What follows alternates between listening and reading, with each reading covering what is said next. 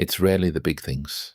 It's the driver who doesn't signal. The email with the clipped tone. The dish left in the sink again after you asked. Something small trips a wire behind your ribs, and in half a second, the heat is up your neck and into your jaw. And for the next hour, that stranger, that sentence, that dish, owns you. You replay it. You draft the reply you'll never send. You are, by any honest measure, being ruled. And the one doing the ruling has already moved on with their day. Seneca wrote a whole treatise on this, on anger, because he thought it the most dangerous of all the passions. Not because it feels the worst, but because it feels the most justified. He called anger a brief madness, a state in which an otherwise reasonable person will say what can't be unsaid, break what can't be mended, and hand hours of their peace to someone who wronged them for 3 seconds. The Stoic case against anger is not that it's impolite, it's that it's a bad trade, made in the dark every single time. Here is how they taught themselves to stop making it. The first tool is to find the gap. Anger feels instant, event, then rage, with nothing in between.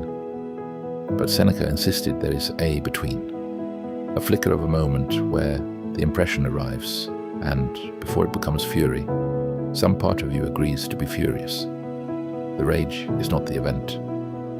It's your assent to the event. Most people never see that gap because they never look for it. So look for it. The heat rises, and instead of riding it, you name it. There it is, the first movement. You don't have to suppress the feeling. You only have to not sign the contract in the first quarter second. The whole art of anger is learning to see the gap and to stand in it one breath longer than you did yesterday. The second tool is to interrogate the judgment underneath. Epictetus taught that we are disturbed not by things, but by our opinions about things. And anger is opinion at its most confident. When the wire trips, a verdict has already fired, silent and instant. This shouldn't have happened. They did it on purpose. This is a disaster. Drag that verdict into the light, and it usually cannot stand. Did they do it on purpose? Or are they simply careless, tired, oblivious, as you have been 100 times to someone else? Is it a disaster or an inconvenience your anger is inflating to justify itself? Anger needs the story to be big. Question the story, and you starve the fire of its fuel. Third is the hardest and the most freeing. Assume ignorance, not malice. Marcus Aurelius began many mornings by reminding himself that he would meet the ungrateful, the arrogant, the dishonest, and that they act this way because they do not know the difference between good and evil.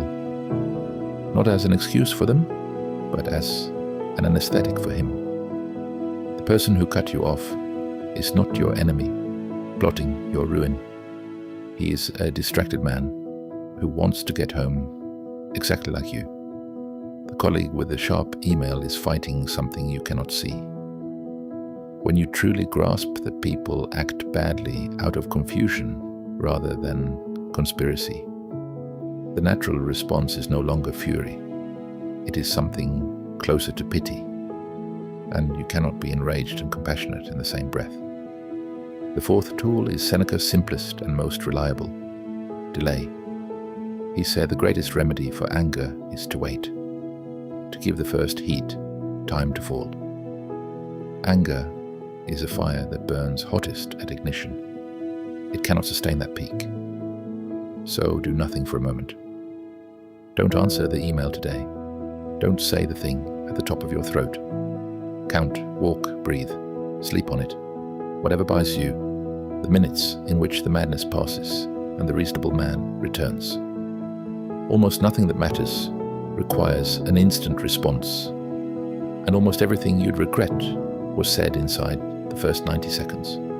Fifth, keep the true cost visible.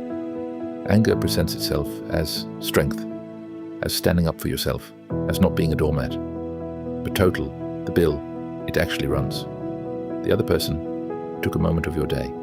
Your anger takes the rest of it. The tight chest, the lost focus, the replayed scene, the mood you carry home to people who did nothing wrong. Seneca's point lands like a stone. Anger is the one punishment we inflict on ourselves for the crimes of another.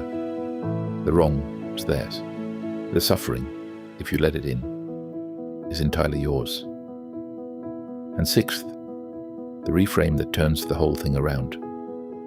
Marcus asked, how do you get back at a bad man? By refusing to become like him. The best revenge, he wrote, is to be unlike the one who wronged you. When someone is rude and you stay steady, you haven't lost the exchange. You've won something they can't touch. Your calm is not weakness pretending to be strong. It is the one response the provocation was powerless to control. They wanted a reaction. Composure is the only answer that denies it to them completely. So that is the discipline. Find the gap.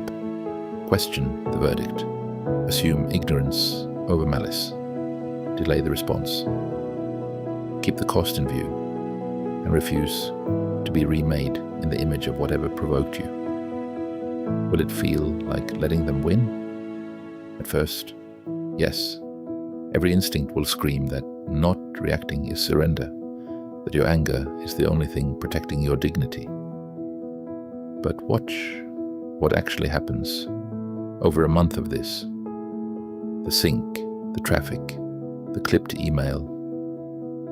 They stop being able to reach you, not because you've grown numb, but because you've stopped handing your afternoons to people who never asked for them and couldn't spend them anyway.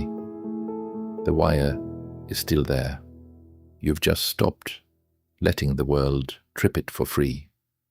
You are not required to feel nothing.